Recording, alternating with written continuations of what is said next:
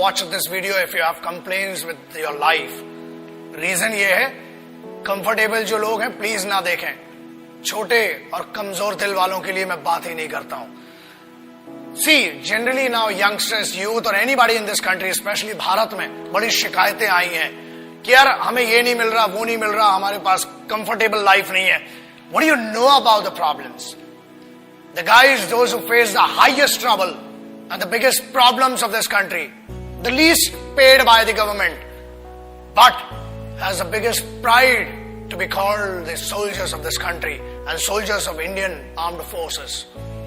मैं उन सिपाहियों की बात कर रहा हूं. एग्जाम्पल, जब ये वीडियो देख रहे हो ना, तब हजारों लोग वहां सियाचिन ग्लेशियर में, शायद आधों को तो नक्शा भी नहीं पता होगा, सैन फ्रांसिस्को ऐसा बता देते हैं मैप पे आजकल बच्चे. You can not live without the chatting और व्हाट्सएप और फेसबुक मैसेजिंग और texting for half an hour और 1 आवर. मैं उन सिपाहियों की बात कर रहा हूं जो ग्लेशियर में रहते हैं. 8G 10G 4G 8G सब इधर चलता है दोस्त. वहां कोई जी नहीं होता है. वहां पर सिर्फ गालियां सुनाई देती हैं उस साइड से, और यहां से खड़े होकर भारत माता के लिए खड़े हुए. Remember one thing, they are not there, they are not fighting for this country only because they hate the enemy. वो इस देश में रहने वाले लोगों से बहुत मोहब्बत करते हैं, इसलिए वो वहां पर है. They are not there for the payment which is given to them. They are not there for the privileges which are not given to them. Privileges are given to you, the facilities are given to you. फिर भी इतनी complains. अरे पानी गिर गया, हम college नहीं जा पाएंगे, ये हो गया. बहुत कंप्लेन्स है माँ बाप से इन बच्चों को. Remember that.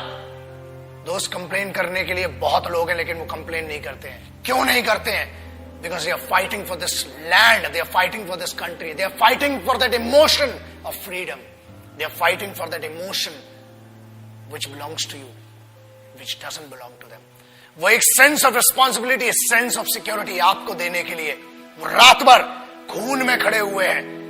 आप बात करते हो -50 जनरल टेम्परेचर है सियाचिन ग्लेशियर का. -50 जनरल. जब आप ये वीडियो देख रहे हैं, हजारों सिपाही आज भी अपने खून को सुखाकर वहां पर लड़ रहे हैं. They cock up their rifles, they write their last letters to their families, और उसके बाद एक दूसरे की नजरों में इसलिए देखते हैं कि मेरे यार ये नहीं पता कि कल मैं तेरे साथ बैठकर खाना खा पाऊंगा कि नहीं. बोलना तो बहुत दूर की बात सोचिए, आप सोच भी नहीं सकते किन कंडीशंस में वहां पर. And remember one thing, I'm not talking about the highest battleground of the country. I'm talking about the highest battleground in the world. This is the only place which is called the highest battleground in the world, and it is written in the history of the world wars. It is written in the history of warfares. जहां लोग श्वास नहीं ले सकते ना, लोग कहते हैं कि हमने 50 या 500 मीटर की दूरी पर या ऊंचाई पर लड़ा है. ये हजारों मीटर की ऊंचाई पर है, जहां सांस नहीं आती है, दिखाई नहीं देता है. वहां पर भी वो सिर्फ जज्बा है जो जिंदा रखता है लड़ने के लिए और इस देश की रिस्पेक्ट के लिए. किसी बेवकूफ गद्दार ने भी बीच में कुछ कहा था कि Indian army is rapist in Jammu and Kashmir. अरे बेवकूफ, फौज रेप करती है ना तो हथियारों से करती है, और होल होके तुम्हारा रेप निकलेगा.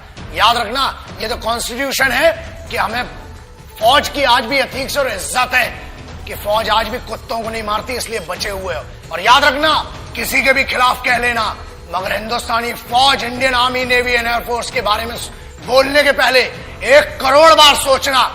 क्योंकि याद रखना, अगर फौज रेप पे आ गई ना तो तुम्हारी रूह का रेप होगा. Indian army does not rape. Army, navy, air force, they protect your women, they protect your sisters, because they consider every woman and every young woman as their sisters and mothers. That's why you are protected. बोलना बहुत सरल है और बहुत दम है, बहुत खुजली है, बहुत गर्मी हो रही है ना. आ जरा बॉर्डर पे 2 दिन की ड्यूटी करके दिखा, चूतड़ में से पूरी गर्मी बाहर आ जाएगी. अक्टूबर 1947, देश अभी आजाद ही हुआ था कि हम पर तो जंग थोप दी गई. But who did that? Let's talk about that.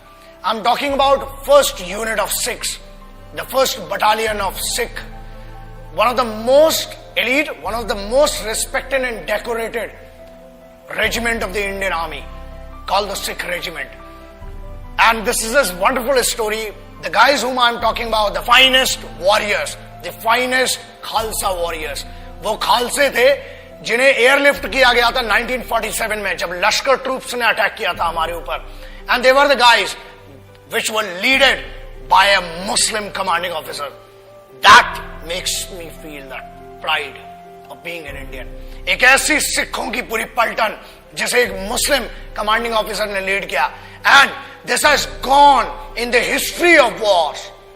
दुनिया में कभी भी इतना खतरनाक ऑपरेशन नहीं हुआ, और उस सिख रेजिमेंट ने they protected the guys. And whom did they protect? The bigger question is that.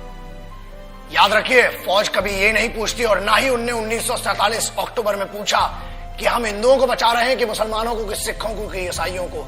हम हर उस इंसान को बचा रहे हैं जो भारत में पैदा हुआ है, जो एक हिंदुस्तानी है, जो एक भारतीय है. I am talking about the organisation which in none of the cases can be called corrupt or can be called manipulated organization. The most pious and the most respectful organization of this country, the institution of this country, is called the Indian Armed Forces. So that's why I always say respect our forces, because they are the actual protectors and actual sons of this country. Jai Hind, Vande Mataram.